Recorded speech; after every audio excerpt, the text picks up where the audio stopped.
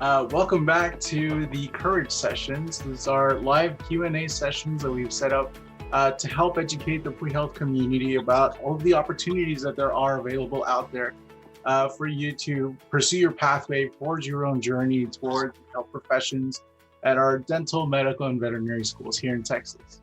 My name is Enrique Hasso, and I'm the Associate Director of the Texas Health Education Service. I'm the host of this Courage session. I'm so excited to be joined today by Petty Officer Ryan Evans, who is going to share some information about the Armed Forces Health Profession Scholarship Programs. Thank you so much for joining us today. Thank you for having me. So I'm Petty Officer Evans, or NC1 as they call me. I've been in the Navy about 12 years. I joined in 2009 as a hospital corpsman, and I saw the world. And then now I'm in Texas as a medical officer recruiter, giving out scholarships. So thanks for having me. Absolutely. You're living the dream, making people's dreams come true, giving out scholarships. It is true. Trust me. As soon as everything's paid for and they sign and they're like, oh, it's beautiful. So, yeah. Excellent. Well, would you mind telling us a little bit about your background? I know you kind of gave us a quick overview, but where you've been stationed previously and maybe some of your experiences as well. And this will help some of the folks coming in kind of get to know who you are. Perfect. So I used to be what's called a hospital corpsman. So hospital corpsman is like a paramedic. My specific training was in combat medicine. So I was a paramedic with an assault rifle, for lack of a better description. I came in 2009 as that. In the Navy, there's enlisted ranks and there's officer ranks. What I work with now with these scholarships are officer programs. What I am is an enlisted. So the biggest difference as you go through all this different medicine that I would do overseas, I went to Afghanistan where we were in, combat zone situations, and then we would package up people and bring them back to a medical provider, which would be an officer. So just like on the freeway, if there's an accident and you see paramedics out there, that's exactly what I used to do. And then we would package them up and bring them to a safe location for a doctor, surgeon, that kind of thing. And then I went from there to Germany. So everywhere, anybody in the world that gets hurt overseas, they get sent to Landstuhl, Germany for the most part. And it's a Roll 4 hospital. It's a wonderful place. And if you make it there, you have a 98% success rate to survive. And so my whole job in Afghanistan was to get them there. And then a year later, I was there receiving people from around the world and then packaging up and getting them back home to the States. And then later on down the line, I had the rare opportunity to work in Guantanamo Bay with the detainees there. So that was a different perspective from that. And then now I'm in Central Texas and I am a medical officer recruiter. Excellent. Thank you so much. It's funny how you mentioned that how similar it is to, civilian healthcare. And I think that's one of the important takeaways here is that so many people have so many different conceptions and myths about what this journey is going to look like. And so we're really here to help address those. So just as a reminder, as part of the Courage sessions, we are open to accepting all of your comments and questions. So we are following those on both the TMDSAS page, Facebook page, as well as the Texas Health Education Service, TXHES Facebook page. So if you have any questions today for PO Evans, please share them on there and we'll make sure to get them addressed today. But first off, let's learn more about this scholarship program. So first off, is this program associated with any specific branch of the armed services? So it's called the Armed Forces Health Professional Scholarship Program. I obviously represent the Navy, but it's available for the Army, the Air Force, and the Navy. The Marine Corps is a subset of the Navy, and then the Air Force, Space Force is a subset of the Air Force, and so on and so forth. So the three primary branches offer the same program. The benefits are, as we'll explore with this, are almost identical. It's just a matter of how you get there and how you apply. There's a little bit of differences in that. And then so it's available no matter what uniform you want to wear. Excellent. And the experience is exactly the same? Every branch has their own personality. So you're as we'll explore in the questions that you have for me, we'll talk about what it's like to be trained. But yeah, every branch, the uniform will be different and their structure is different. It's just like working, instead of for Baylor Scott and White, you're working for Sutter Health or something. It's just, it's very similar, but this management's different. Yeah, different flavors. Yes. Yeah. Perfect. So, do students have to attend a specific undergrad or a specific professional school in order to be eligible? Well, generally it's your typical pre-health program. So however you get there, I've had traditional students. Obviously, I work with Baylor University quite a bit out here. Or you'll have people that have been out of school for 3 years. So, and they just took undergrad or they took prerequisites. Where it really kick into is once you take the MCAT and apply to med school. That's when we start partying together. So if you're able to get into med school, then we can help you. Excellent, good to know. So, which health professions programs are eligible for this scholarship? So this primary one, the Health Professional Scholarship Program, which we all share, is for medical and dental for the most part. Now we do have some subsets like physical therapy, PA, various other programs like that will have that for a few of them and some small numbers, but primarily it's medical and dental.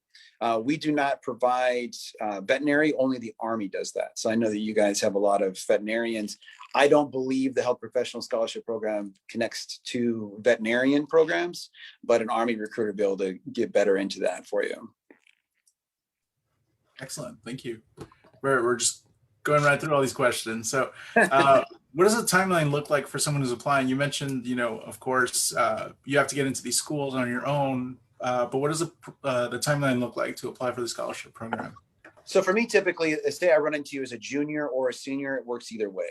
There's a medical screening process. We have to make sure you're medically eligible to join the military. So if I meet you as a junior, I'll go ahead and get that out of the way. Sometimes say you had an ACL repair as a kid, or you had some kind of issue with your elbow or had some surgery done. It lengthens the process for medical screening. So that gives us plenty of workable room. And even if I get you cleared right away as a junior, that screening is good for 2 years. So that carries you past your undergrad and we're good to go.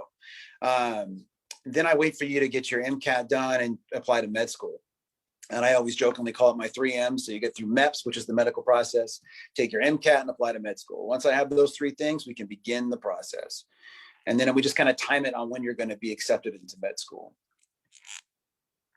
Okay, so that goes pretty much in line with the type of students that we typically work with here with TMDSAS and with Texas Health Education Service. Yeah, excellent. Perfect. Yeah, and I love the M's. I'm going to start using that. So, in learning a bit more about the program, I think it's kind of helpful to go over what the different benefits are because, there are just so many here. So what are some of the key benefits for students enrolled in the Hpsp? Well, the basic piece, of course, is a scholarship. They're going to pay for everything. So the Navy will put you in, they don't care what you get into as long as it's an accredited school in the United States. So if it's a DO school or MD school, they do not care. If it's $12 a year or $500,000 a year, those are dramatic numbers there, but they will pay for it, right? So they're going to pay for a full scholarship, books, fees, tuition. One of the things that comes up quite a bit for like the dental students, for instance, is they'll have like a dental toolkit they have to purchase, $20,000 or something like that. They cover it. If they require you to have a specific laptop, they cover it. Medical insurance is reimbursed, all those pieces. Then if you do the 4-year commitment, they give you $20,000 just for sticking around for 4 years, and they pay you $2,400 a month. That goes up a little bit every year, but yeah, that's about what it is right now. So your primary benefits while you're in school. Yeah, those dental kits, they can add up. Yeah. That's a huge benefit right there alone. So the Navy gets rid of all your expenses and issues as far as ASAP goes. Excellent. So what support is provided to students at the undergraduate level? As far as financial support? Or any other benefits for students at that level? Well, typically they're not really in this program until they graduate. In fact, they can't even complete the process until they have their bachelor's degree in their undergrad or whatever they're working on, biology, whatever. So if you were my applicant, and even if I got you selected by our board and you were accepted in med school, I cannot complete the process until you finish that bachelor's degree. So there isn't really a significant amount for them. Now, throughout the process, because they're not actually in the military until they commission after they've graduated. Now, in the process, as we might get into as we go through here, you will have an opportunity if you do one of our residencies to make a lot of money while you're a resident. And I always joke, like if you're smart enough by the time you're done, unless you're buying Porsches and gambling online, you're going to be debt free by the time you're done with us. You'll have paid off your undergrad, you'll have no new debt, you'll have money in the bank. That's very appealing, especially, we've had several conversations with professionals around the different health professions where, a lot of things that we take for granted is that when you establish your own private practice down the line, your credit's on the line to help buy, that X-ray machine or that, that nice new, surgery equipment or other elements that are part of a private practice. And so if you come into that in debt, it could really offset or really limit a lot of the opportunities that so many health professionals have. Exactly. Yeah, it's a big problem. And then payroll, everything else, you have to worry about all that stuff. Right. Of course, in the military, we don't, for every day you're on active duty, they cover your malpractice insurance. You'll never pay for supplies, equipment, personnel, any of that material. Awesome. So what does professional school look like for somebody who's in this program? Well, it's just exactly the same thing as whatever med school you get into. So if you get into UIW here in Texas, you're just gonna go to school. If you wear flip-flops to school, wear flip-flops to school. I jokingly have my 5 points of success. You see, I have a lot of like little catchphrases here, but you keep your GPA up, your waistline down, say no to drugs, no face tattoos, and no felonies. Other than that, we don't care. So you just live your life, keep your grades up, and then everything's good to go. And then there are some breaks between the summers. I can get into that right now if you'd like. So as say you start school in August, you're just going to go to school. And then the scholarship folks will keep in contact with you to make sure your grades don't dip. And then once a year, you'll be activated for 5 weeks. The first time is Officer Development School, which is your version of boot camp or their version of boot camp. So they'll be activated. They're in full active duty during that time. They're not getting the monthly stipend. They're getting a full paycheck for 5 weeks. Put them on a plane, fly them to Rhode Island where all the officer programs are. They complete that program. They come back to school. They throw their uniforms in the closet and go back to going to class. And then they just roll around. They're not authorized to wear a uniform for the most part for any particular reason. They're not going to be going to school wearing a uniform or any of that kind of stuff. And then every year they're going to activate you for 5 weeks. And the remaining years are going to be for residency shopping. You'll get a chance to try these different residencies. And residency match process, is that affected by being a part of this program? Yes, there's a couple different pipelines you can go into here. So primarily you're going to get a chance to meet. So say I've always wanted to be a preventive medicine doctor or surgeon, and then you get to go out and they're going to send you on that second year. They're going to send you to Balboa Hospital in San Diego, and you get a chance to try all these different residencies out. And you thought you like working with kids, but now you really don't, or something changes, and you get a chance. And the next year they'll send you out to the East Coast, to Bethesda, Maryland, or such, and you'll get a chance to try these different hospitals. So through that process, you first of all get to identify what you're interested in and actually get a feel for them hands-on. And then secondly, hey, I really like preventative medicine.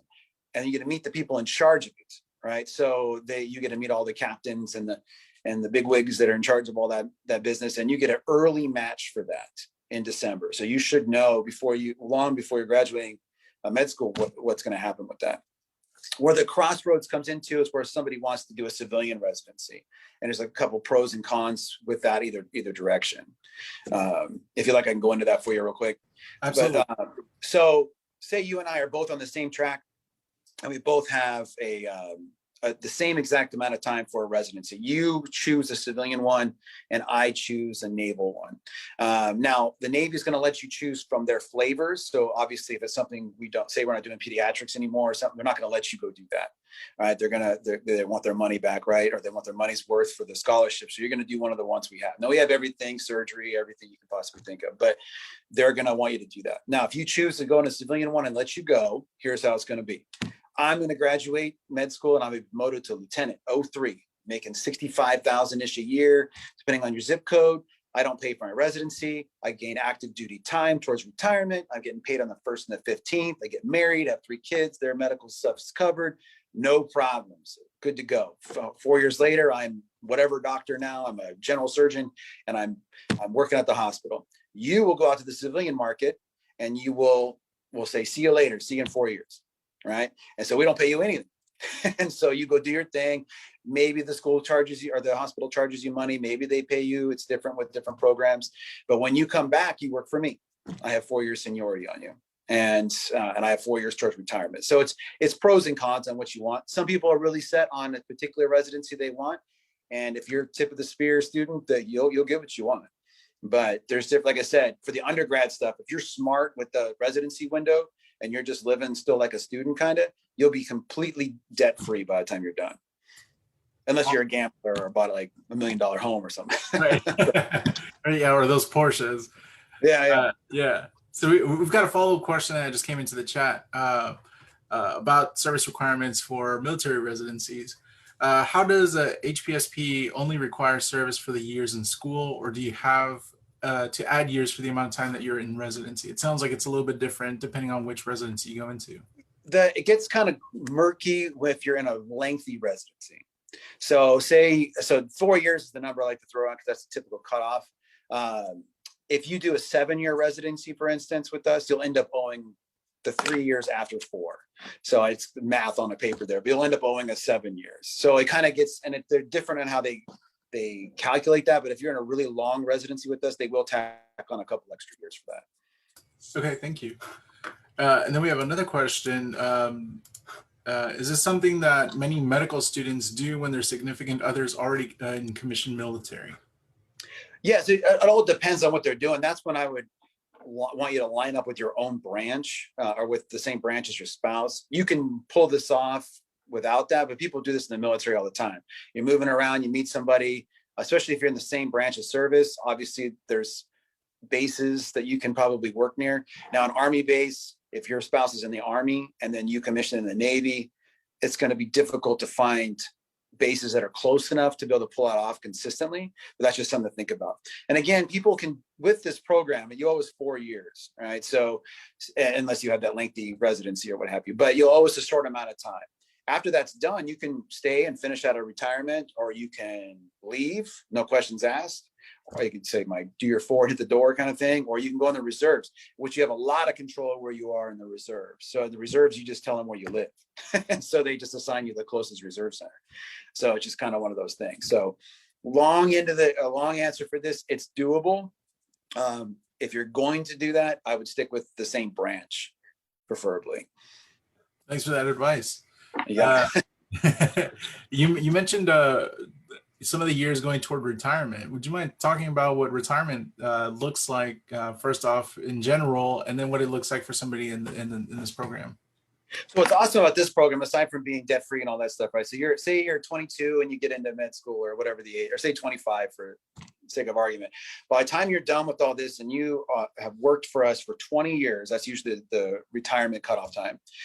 You'll be able to do more depending on your rank and your level at that time if you want us to continue on with medicine. But say you just did 20 years at 45. So I got my last active duty paycheck last month, and the first of this month, I get my retirement paycheck, which is generically 65% or so of what you were making the last 3 years of your career or whatever. So whatever that amount might be, if you're making $200,000 or $100,000, you're gonna get like 65 grand just to be retired. Those numbers change every once in a while in Congress and this and that. And I'm trying to be as generic as possible without being pinned down on a specific retirement plan, but you're going to get a good amount of money and you'll be able to just roll on. And then you have your private practice. So you're a 45-year-old, you have no debt, you've got a retirement paycheck, and you've already built a practice on the side, and now you run your own practice. And so you can go for another 10 years or so and have somebody else take over for you, whatever you want to do. You're living in Tahiti by the time you're 60. Right. Yeah. Nice, thank you. So let me make sure that we are caught up with everybody's questions. Again, we are here to answer your questions about the Armed Forces Health Profession Scholarship Program. So if you have any questions, we've got PO Officer, Petty Officer Ryan Evans joining us today, and he knows everything about this program. So let us know your questions, or we're following them here in the chat. So let's talk about the actual application process here. What does a strong applicant to this program look like? Well, the minimum threshold is going to be a 500 MCAT and a 3.2 GPA.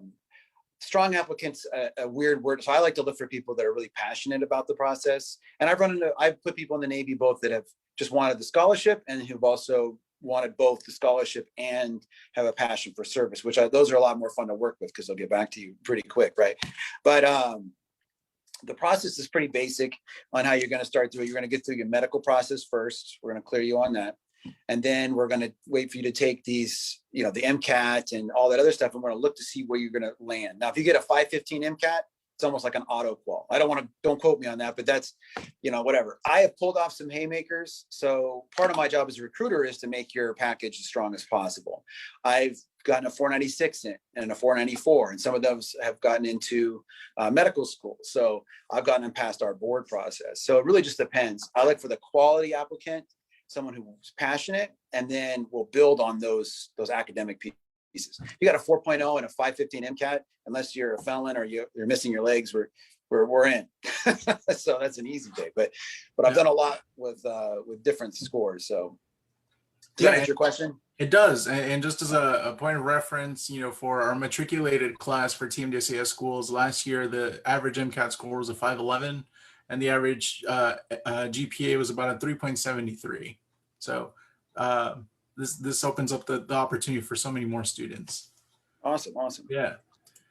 So what kind of military training is involved in this journey? You kind of touched on that earlier in going to do officer training around the country, but what kind of actual military training is involved? So everybody has these visions of boot camp, right? So you see it on TV, there's running and screaming and weapons and marching and stuff like that. That's usually the enlisted version. It depends on the branch, especially the Marines. I've witnessed many boot camps, and I used to do medical coverage for the Marines. The Marines is intense, but you guys they don't do any of that stuff.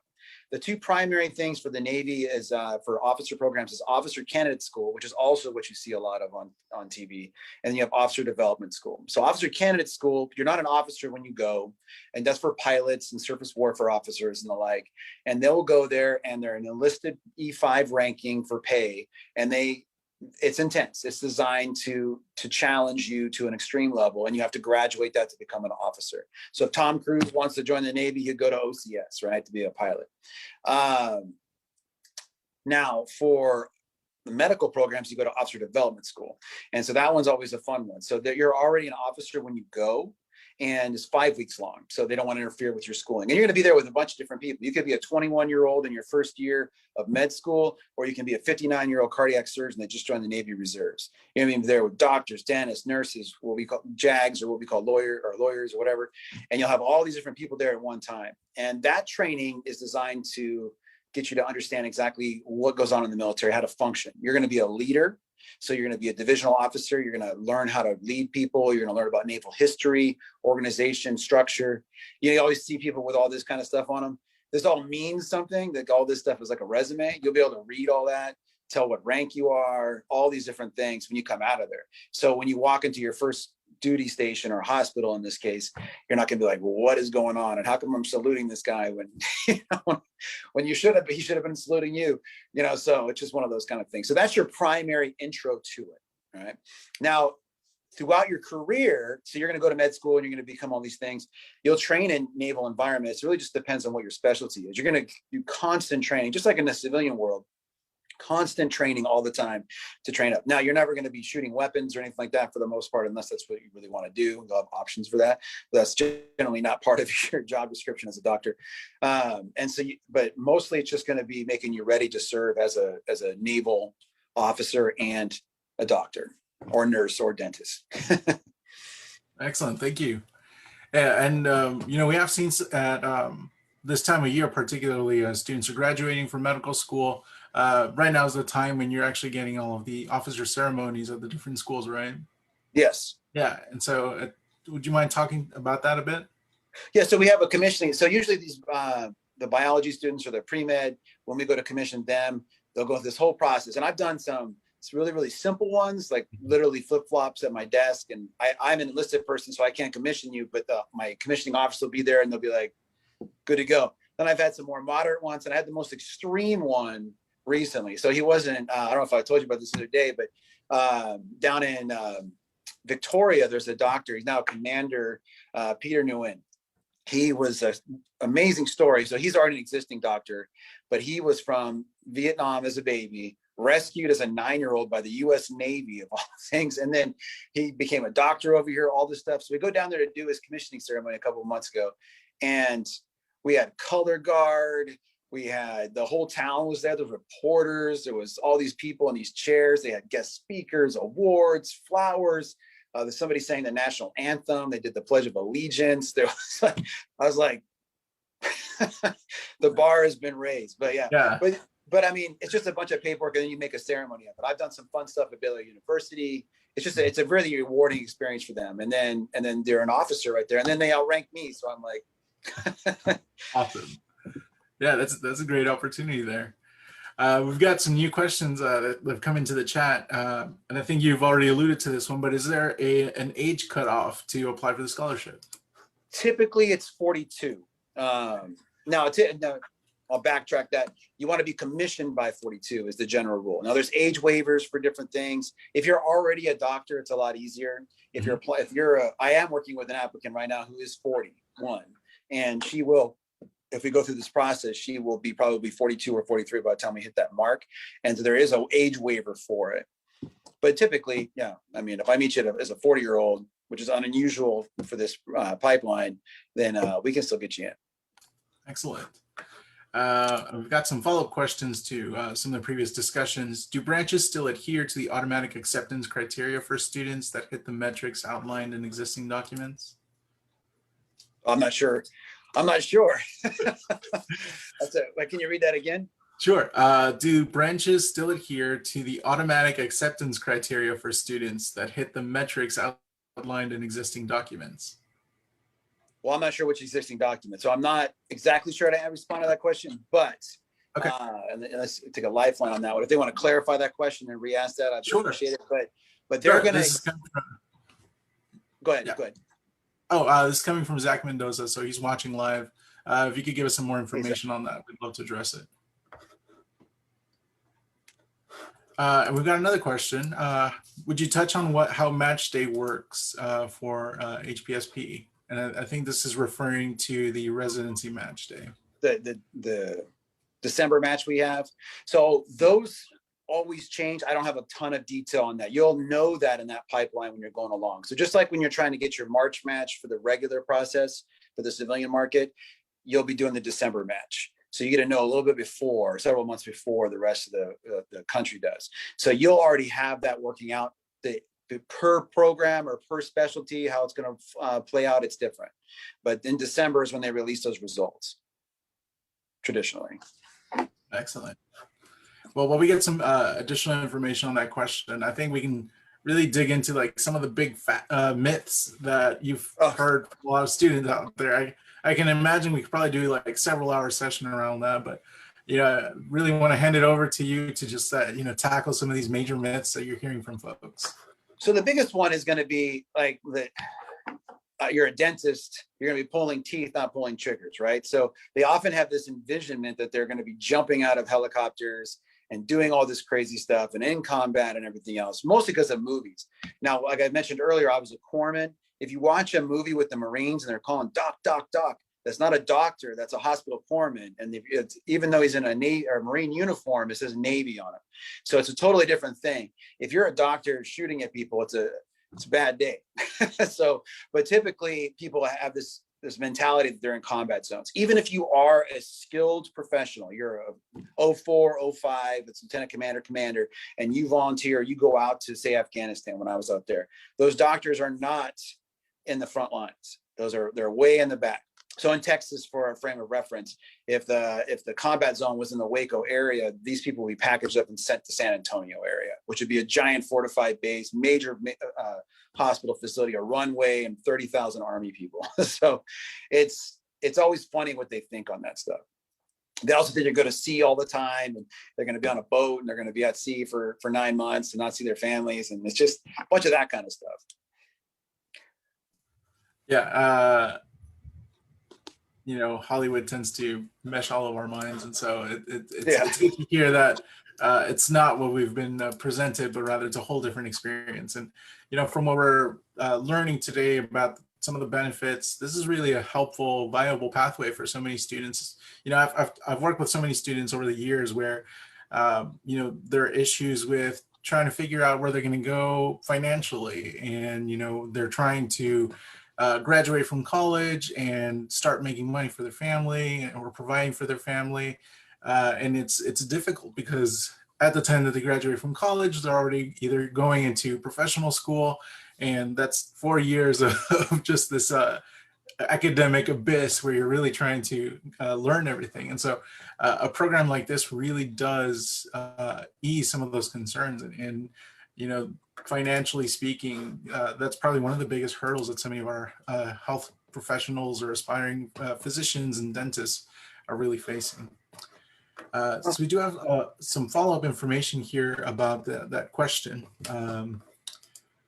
Let's see, there is a minimum application criteria and automatic acceptance criteria for medical core health profession scholarship programs. This is for a different area. It sounds like he's talking about the auto qualification process. So certain branches, oh, go ahead, I'm sorry. Oh, I'm sorry. It essentially states that applicants are automatically accepted pending medical clearance, if not being a felon, if they have a 3.6 and a 507. That one, that threshold is identified in some branches, not in ours. It's not in black and white on ours. I know that if I send you up with even a 3.2 GPA and a 515 MCAT, you're going to be selected. We're very careful in the Navy on how we say that. Some branches will give you, like the Army will give you like hey, you got a 515, here's an auto qualification letter, which it's still meaningless until you get into med school and all that other stuff, but it just kind of depends. 507 is a great score. Like I said, I've gotten people with lower than 500, but as far as auto qual, we don't have anything in direct black and white print that I have read personally. But if I met you and you even had a 500 and a 3.2 GPA, I'm gonna do everything I can to get you selected for that program. You just got to get into med school. Right. Yeah, and that's pretty much what we say when we're talking about medical admissions, dental admissions. You know, it's difficult to say this MCAT score is going to get you in or this GPA score is going to get you in. It's really about the applicant at the end of the day. Yeah. And I say this jokingly. So like if you have a dry piece of cake, right, and you just can't eat it, you got to drink milk. The more frosting you put on it, the better, right? It's going to taste way better going down. If I've run into, not that the applicant's a dry piece of cake, but if I run into someone with a 3.0 GPA and a 499 MCAT, throughout the process of this, we're going to interview with officers, right? So instead of just setting up with 2 or 3 officers, you're going to interview with 9. That's how I've gotten past it before. You'll interview with 10. And for every point you're below what we want, you're going to interview with 2 more officers. And then I get the board sees a whole picture of who they are. So it's not just their grades anymore. When you look at a couple notes and a couple references and then see grades, they see the person at that point. And that's usually the recipe for success that I have found. So if you invest in them and they work with you, it pays off. Excellent. It sounds like you're really passionate about getting people in who are really interested in this pathway. I love it. It's actually super fun. Like as soon as you make an officer, it's ridiculous. Good. Yeah, it sounds really appealing for so many different reasons here. So obviously you represent the Navy. So could you share with us just how to get in touch with either you or some of the other regional recruiters in Texas? Yeah. So depending on your area, I'm from the San Antonio market and we run from Waco, and I'm assuming everybody here is familiar with Texas because, but from Waco down to the Corpus Christi, Victoria Valley area, right? So if you're interested, I would be a point of contact. We have recruiters across the entire region in our command, so we would be able to connect you. If you got a hold of me and you live in San Antonio, for instance, we have some fantastic recruiters down there. We connect you. There's other markets. We have Houston, and we also have Dallas, my neighbors to the north up here. So they would be able to help you as well. If you want to contact me, I can redirect you. We work together as a team as far as the different regions, the different commands to make sure that it's balanced across the whole state. Excellent. And would you happen to have any insights on some of the other branches and their recruitment for this program? So you can call up any Army recruiting center, for instance, and ask for their officer recruiter. I think they call them an AMED, if I'm not mistaken, Army medical recruiter. And those people have a little bit of a different scenario. They have a wide territory, like they'll cover half of Texas or something, right? And so they're kind of interesting. And the Air Force, the same thing, I believe. But they're all great people. It just depends on what branch you want to serve in. I have had the opportunity in my career to work with all branches except for Space Force. I haven't seen any of those guys yet. But Coast Guard, Marines, all of them. And they're all great. The passion for service, it's great. The program is the same. It just depends on what you want to do. As far as getting a hold of one of them, if you just Google your local Army recruiting station, they'll be able to direct you. They'll be able to connect you with somebody, connect with somebody, and then get you there. Same thing with the Navy. You can easily reach me, or you can call the local center and or recruiting station, and they'll get you connected with an officer recruiter. Excellent. Thank you so much. So, these are courage sessions. They're meant to kind of empower our students with everything going on with the pandemic and so many changes that have happened in such a short amount of time. We really want to empower our students to be able to make the best decisions for their career. Do you have any words of wisdom for anybody out there listening? Don't be afraid to try this program. I know it sounds kind of intimidating. Ask your questions, get that fear out. A lot of people just have like, oh, I don't have any questions. And they get into it and they have like 800 questions, right? And they're envisioning in their mind this thing where they've been commissioned into the Navy and they can never leave for 30 years. And they're going to go be flying overseas and jumping out of helicopters. Just talk to one of us. Let us walk you through it, and you'll love it. You'll love it. I don't know if you're wrapping this up, but I actually there's a second program that we do as a backup. And I was going to talk about that real quick, called the Health Services Collegiate Program. Yes, please. So it's kind of the opposite of a scholarship. So what that is it took me 9 years to make E6. And if I brought you in as a student, we would instantly pay you as an E6, right? So the medical corps, dental corps you have both options. In fact, I would send you up for both. I send you up for the Hpsp and the Hscp, and then you hopefully get selected for both. And you have to tell me which one you want. But essentially, you get paid on the 1st and the 15th. You accrue active duty time that whole time. And where this one really works for people is to have families, because you're fully activated or fully active duty, but you don't wear a uniform. You just go to school, but you have all the benefits. Free medical coverage for your family. You could be married and have 6 kids, and that's all covered. And you get extra money for having kids. Like, it's all beautiful. You can even refer one person and get promoted one time to E7. And so you get even more money a month, right? So it's a pretty fun program. And a lot of our subspecialties, like pharmacy and stuff like that, they are only in those veins. So we have all the different flavors, podiatry, optometry, pharmacy, all that. Most of those are in the collegiate program. And then another thing, back on just your naval career as a medical provider, you have an opportunity every 3 years to move, which not everybody is excited about that all the time, but you will be moved and the Navy will cover all your expenses and they'll move you around. But you'll also have an opportunity to change your career paths a little bit. So maybe you want to do some research or some teaching, or you want to work with patients again. You get a chance to switch that around as you go along. You can mold your career as you want to. If you find out that research is more your bag, as they say, or gig, and you want to get into that, you can find opportunities to do that. If you decide that you want to get going overseas, you want to be on a ship, we have those, the Comfort and the Mercy.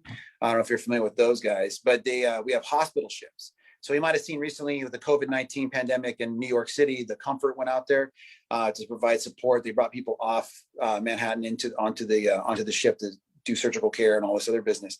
They'll send these ships all over the place. So generically speaking, like a typhoon will wipe out Tahiti or something, and they'll destroy all this stuff. You get a chance to volunteer to be on that ship as a surgeon, and it's a giant oil tanker, which in comparison to an aircraft carrier, they're about the same size. So it's pretty funny to see that.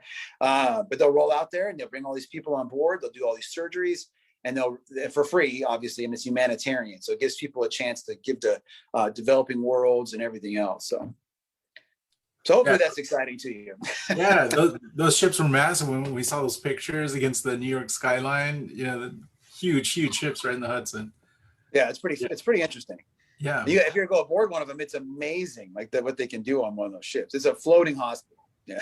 So excellent. Well, thank you very much for sharing that. I didn't include it in my notes to talk about that program, so thank you so much for sharing that. You got it. Yeah. Any other resources that you'd like to go over? Well, a lot of people, it depends on how the applicant wants to be. I mean, really just talk to one of us. We'll walk you through it. There are some links I'll send you here that you can put out that'll walk you through. It's a Navy website, so have fun. It's like you're going to the Department of Motor Vehicles looking for information, but it's structured. It's all there. It'll break down all these different things. It's an exciting program. Even if you don't like it, you serve for 4 years, which will go by like that, and then you're still debt free. And then one thing we didn't cover was general medical officer tours. So that's like a fallback to residency. So some branches do it differently. I know, like the Army, for instance, they'll make you, or the part of the requirements is to do a GMO tour first. And what a GMO tour is, a general medical officer tour. That's where you would typically see like a doctor on an aircraft carrier, or someone with the Marines or on a submarine. Those are general medical office. That's a Joe Navy, Joe military kind of experience. Some branches require you to do those first. Those do count towards your payback. The Navy doesn't necessarily require you to. They're going to try to get you in a residency first, but if you don't match for your residencies, you're paid as a doctor. In the civilian world, you're kind of out of luck, right? You have to go and try to become a resident again or whatever. But this one will give you 2 years to get that out of your system. You get all this on the street time, doctor-patient care, and then you get a restrike for your residency 2 years later. And then boom, you're 10 times more likely to be selected for the program. That's a fantastic opportunity because, the match process is so much more competitive for residency programs than a lot of people anticipate. Now, we didn't talk about all of these different things. We have 2 more options for you. Okay. So say I just met you and you're a 4th year med student, and I don't have a Hpsp program for that. But if you were to go and graduate and get accepted to a residency program, we have something called the FAP program, the Financial Assistance Program. Generically speaking, they're going to pay for any school costs, and they're going to give you $45,000 a year and then a stipend for 3 years. So they'll take you through your, year for year in the residency on that program. So it's kind of like we caught you too late. And then we also have an alternate version for the reserves called Training and Medical Specialty, or TMS. That one's quite complicated. We probably talk about that for 40 minutes, but that's basically a reserve version of the FAP program. So you can be a resident or fellowships, that kind of thing, and they'll take you through that process. Excellent. So many wonderful opportunities out there. It really is just each opportunity out there can fit anybody's schedule, can fit everybody's needs. You've talked about, for folks that have families, there's a great program that helps support all of them with their medical expenses. There's another program if you want to explore the world, you're able to, get a lot of different experiences. A lot of fail safes within for residency programs, making sure that you're supported. I think the huge takeaway here is that there are so many different pathways here, and they are ready to be customized to your journey. And it's something that you can leverage to help you, achieve so many of your financial goals and achieve your educational goals without the burden of all that debt, which is a huge, huge concern for so many folks. Before I start winding this down, we do have a couple of follow-up questions here in the chat. For this application cycle for May 2021 through March 2022, what is the latest we should reach out to a recruiter, taking into account the 3 M's? So if they're going to be going to med school this August, is that what you're saying? Or next year? It appears there's not enough context there. Can we cover both? Yeah. So say I met you right now and you already accepted a med school in August, right? Or it's going to start in July, which obviously is in a month or whatever. I'd be like, dude, let's go. and we'll push it through. The process for building an application and going to board and getting a result usually takes 3 or 4 months from start to finish. The application itself can take 2 or 3 months depending on you, right? So I've done it in 11 days. So there's a program called the Nurse Candidate Program, and I met an individual last year. She was amazing. 11 days before the cutoff. It isn't all year long like the Hpsp is. It's this window from July 1st to September 1st. And I met her and we did that whole thing in 11 days, medical, the whole bit. It was insane. But the quickest health professionals one I've done is 3 weeks. And so we can do that. So if I met you right now and you're going to go to school, okay, cool. Let's get you through this process and get you medically cleared. We're going to go to town. I need you to do this, and this, and we're going to build this application in rapid time so I can get it to the next board. So say I submit the application the first week of July, it'll go to board theoretically by the end of July. And I'll know by August if you were selected. So obviously you've already started school, you have to get a loan or whatever to start secure your school. But once you process, it takes about a month for the paper to go through. Congress has to approve you to be an officer and all this cool stuff. Then they pay the school and they start paying you. So if you're still in the same billing cycle, this is what's awesome. So say your billing cycle is 6 months, and on at the end of the 5th month, 1 day away from going to the next billing cycle, if you are connected into that, the Navy will pay off that entire time. So if you just had even if it's a year, so they'll pay off that whole thing. They'll still expect their year back from you, but they'll pay that off. So that's pretty amazing. The only thing you lose out on is the monthly stipends. right? So they're not going to retroactively pay you monthly stipends. So that would be if I met you right now. Now, if you're applying right now to med school, you just took your MCAT recently, you're applying to med school, you're doing your thing, we would build for our fiscal year. So our fiscal year, our New Year's is October 1st. So if you're thinking about me then, say Happy New Year on October 1st. That's our New Year's. So everything's built on that calendar, October to September. So if I met you right now, what was your MCAT? Okay, awesome. What's your GPA? Okay, cool. I'll ask you a bunch of medical questions. We'll get you to MEPS. I'll build your application. And I love to slam them through in October. I'm known for just dropping dozens of them in October because they'll go to the first board. We'll know right away. We'll know at worst case scenario, even on slow board process with the holidays, we'll know by December if you're selected. And then we're good to go. All right. So then you might be hearing back at that point about your med school, and we just wait. So say we don't find out till March that you've been accepted in med school, we just wait. I keep in touch with you. We talk, we make sure things are good, your family's good, all that stuff. And then get accepted in med school, we celebrate and we do some more paperwork. and then you commission. So hopefully that answers your question. I think we got it cleared. I haven't seen a follow-up to that initial question, so I think we're good. Awesome. I know we focused a lot on dental and medical, but in a huge nutshell, what do the other health professions that are eligible for this program, what are they, and is the process any different for them? Well, everyone, so the medical one is wide open all year long. The boards run all year long until we run out of seats, which typically doesn't happen. I've never seen that happen, right? The dental one is a little bit more, I'm going to backtrack on your question there. So the dental one's a little more complicated. It's about timing. So if I met you as a dental student, we definitely want your application ready by October or November at the latest, because there's a series of boards that go on, and they're usually January, February, March. That's it. Typically, they get enough applicants by the February board that they don't even do a March board. You want to be in that first board. You want to be in that first board because they're going to probably find all the people they want in that first board. Doesn't mean you can't get it from the February board, but we're going to work hard. If we miss that window, you miss the window. With the medical one, I can do a 4-year version, a 3-year version, or a 2-year version. So I can meet you as a first-year med student, second-year med student, and we can still get you in. The dental court does not have that. It does have a 3-year version, but it's more of a consolation prize. You weren't selected for the 4-year, but you were close enough to that picking pool and the wait list that we're going to go and give you the 3-year version. So you can't apply for that directly. So that's kind of confusing. The other ones are all based on board cycles, but we have a nurse candidate program.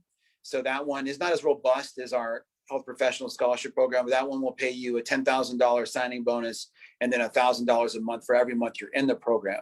There's a 1-year and a 2-year version. And depending on how many months you're in there, it can go from $22,000 to $34,000 they'll give you for that program. The 1-year has a 4-year service obligation, and the 2-year has a 5-year service obligation. And then I have them all listed here because I can't remember them all off the top of my head, but we have all of the specialties from healthcare administrator to biochemistry, microbiology, radiation, physiology, aerospace physiology, clin psych. We have intern, doctoral programs, clinical psychology, fully trained, aerospace, environmental health. It goes on and on, audiology, occupational therapy, preventive medicine. So we have all these different things. How you get there, the medical one is the easiest because there's more of a pathway. The other ones are all some minutia of timing, but we've got it all. We've got it all. Yeah, and I think that's reflective of what the admissions processes look for all the different health professions as well.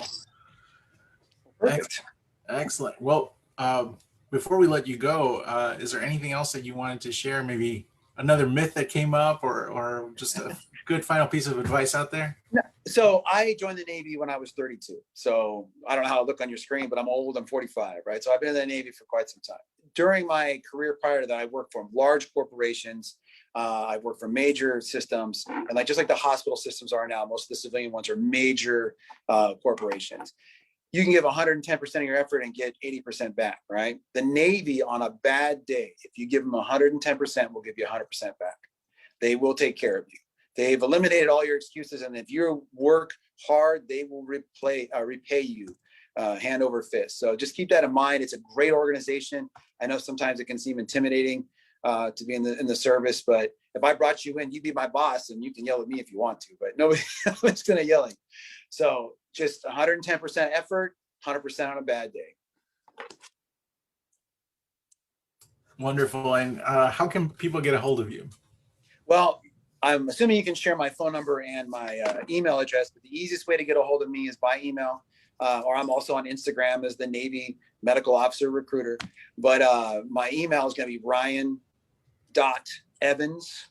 the number 1, at navy.mil. I'm sharing that in the chat.